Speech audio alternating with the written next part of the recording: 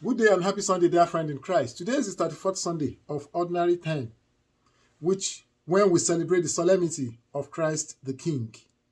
Our readings are taken from the book of Daniel, chapter 7, verses 13 to 14, Psalm 93, the book of Revelation, chapter 1, verses 5 to 8, and the Gospel of John, chapter 18, verses 33 to 37.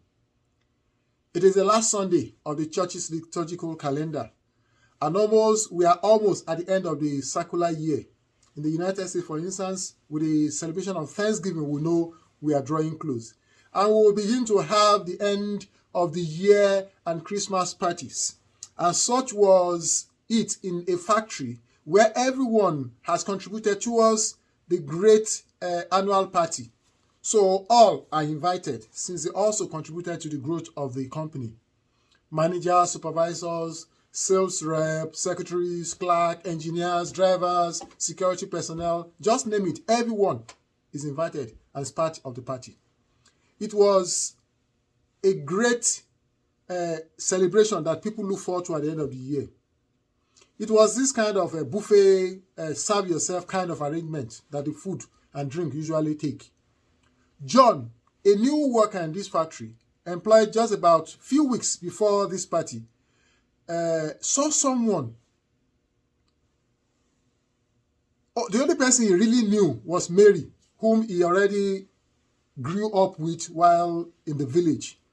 So they sat close to each other while the party was going on. John, at a point in time, noticed a man, well-dressed, but he was busy helping, serving, washing dishes, removing used plates, and getting people drink and all that. And he asked, "Who is this man?" John asked Mary. And he added, "Is he a clerk or a company steward, or does he work at the eatery of the company?"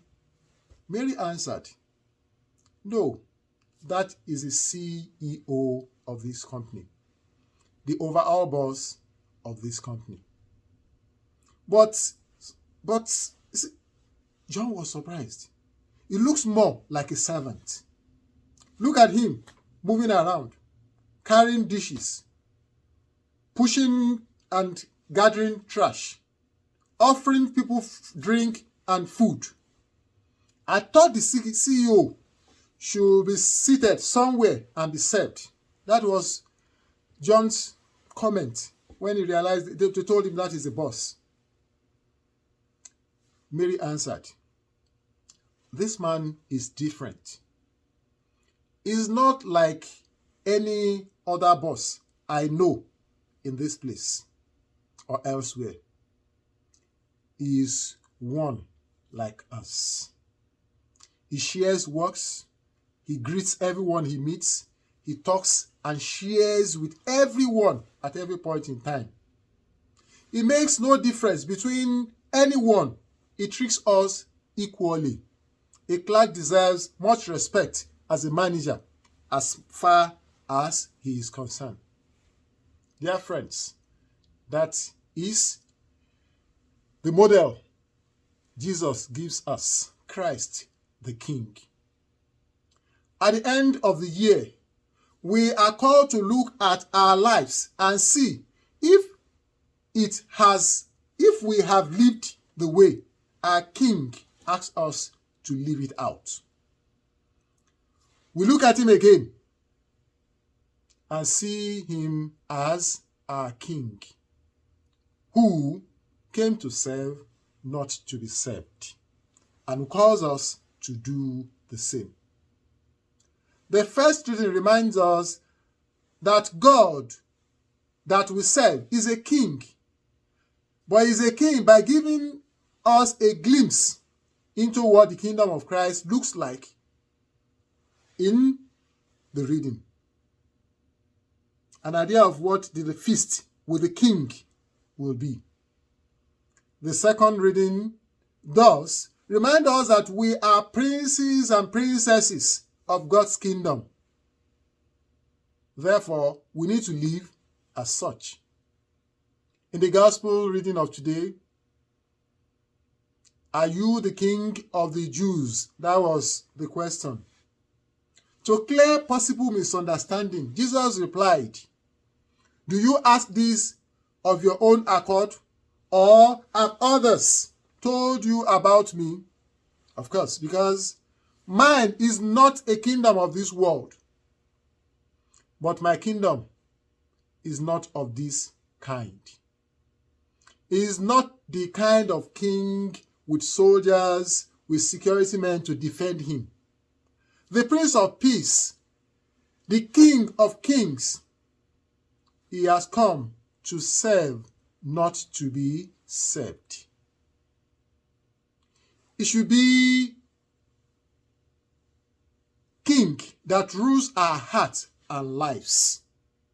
Therefore, it should also inspire us to serve and not to be served.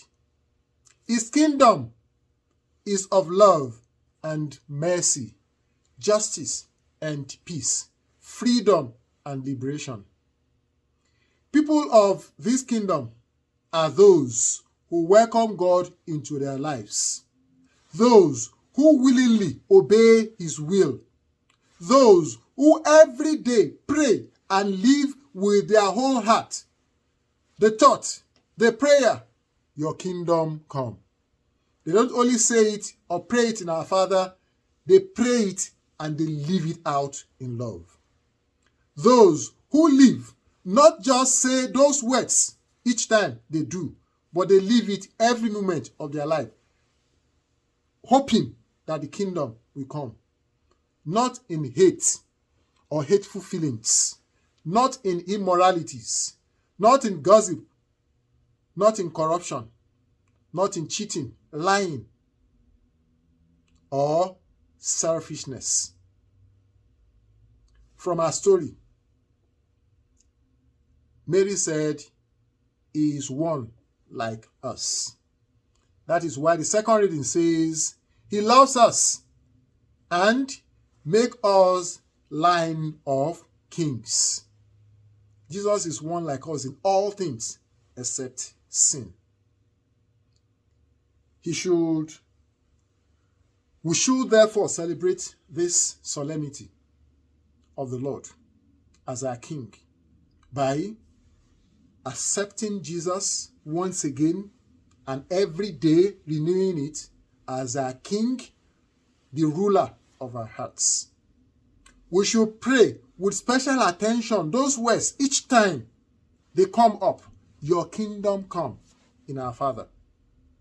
And we don't just pray it with attention, but lastly, we should live, act, and walk like those who really want the kingdom to come. May Christ, the King, reign in our lives, in our families, communities, cities, states, nation, and world at large. He will if we let him. All of us must work for it. May Christ the King reign in every one of us. If today you hear his voice, harden not your heart. Have a wonderful Sunday, and God bless you.